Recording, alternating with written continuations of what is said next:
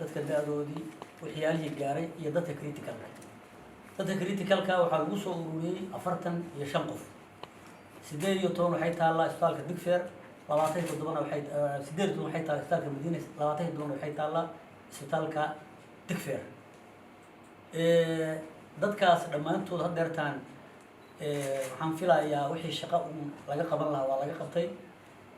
waxaan kula wadaagaynaa waxyaalo ugu xanuun badnaa oo ahaa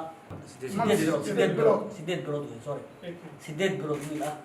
oo hadeertaan hadda qalliin ku jiray hooyadiisna dhimatay gabar iyaduna sidaas oo kale walaasheed isla socdeen walaasheedna dhimatay iyadana hadeertaan soo naxday laakiin ugeyn walaasheedna dhimatay caajira iyaduna oo aad u xanuun badnayd dad iyadu qofkoodii aastay qofkii oo noolna laga helay isbitaalka Digfaar hadeertaan marka waxyaalahaas waxyaalaha xanuunka badan la soo kulanay ahayd dadkii hadda sadarkiisu waa 45 qof oo xaalado kala duwan ku jira laakiin dhammaantood u baahan daryeel caafimaad u baahan ka tiim ahaan waxaan tan iyo saakii waagu bariyay ilaa hadeertaan ku jirnay shaqadaas haddaan soo afjarnay hadda waxaa jira tiimkii ka socday immigration-ka oo hadeertaan waxaa lagu sheegay inay joogaan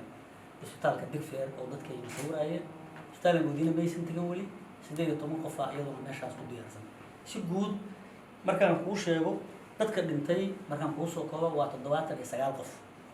dadka dhaawacmay waa 148 qof dadka la seexiyay waa 132 qof caseska u baahan in la qaatana 45 qof bay noqdeen in la qaado dadka inta way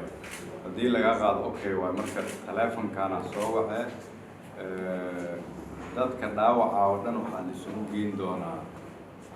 caawa ilaa bari aroortii Digfaar inta aan Digfaar wax looga qaban karin dibadda loo qaadi doonaa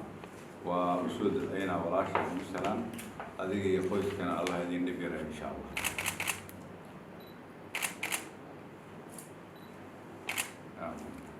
آمين وما تنتظرين لا يكون في رئيس كاتب خير إن شاء الله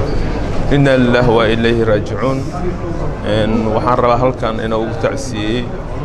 dadkii ku waxyeeloobay qaraxii ka dhacay X control shalay waxaan leeyahay dadkaas way shahiideen ilaahay jannada firdaws ha ka waraabsho samir iimaan ilaahay ka siiyo qoysaskooda iyo ehelada ummadda Soomaaliyeed waxay ahaayeen dad shacab ah oo soo shaqo tagay nolol maalmeedkooda sidoo kale waxa ku jiray arday dhalinyaro ah oo wadanka wax u baranayay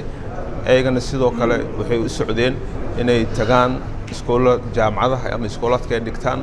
marka qadartaas ku dhacday waxaan leenahay ilaahay jannada firdaws ha ka waraabsho qoysaskooda iyo ehelada sidoo kale samir iimaan ha ka siiyo dadka ku dhaawacan waxaan lagu baryaynaa subxaanahu wa ta'ala inuu u boogadhayo oo soo dejiyo caafimaad taam ah dadka meesha ku dhintay Soomaalida hadii laga rabo waxa ku jirtay 2 qof oo Turkiya engineer ah oo jidka xamari afgooy dhisay eegana Ilaahay u naxariisto eega naftooda waxay u socdeen caawinaan ummadda Soomaaliyeed ee shaqooda waajibkooda gudanayeen eegana Ilaahay u naxariisto sidoo kale waxaan rabaa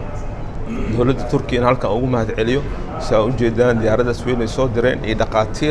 dhaqaatiirta qaarna halkan ay ku hari doontaa oo waxay caawi doonaan dadka wadanka lagu daaweynayo qaarna diyaaradii la noqon doona haduu Ilaahay raahdo dadka dhaawacay qaadi doona biidnillaahi kariim marka waxaan rabaa sidoo kale halkan ugu faa'iideysto saxaafadda oo mar walba garab taagan ummadda Soomaaliyeed dacwooyinka u tabiyo وانا ما حسيت هدول الله يرهدو ويحوق دقرنا يسوق بدنا السلام عليكم. هذا القاضي أنا وعيد اللي مش هذا وعيد القاضي يسويد وإحنا عيد القاضي ناس.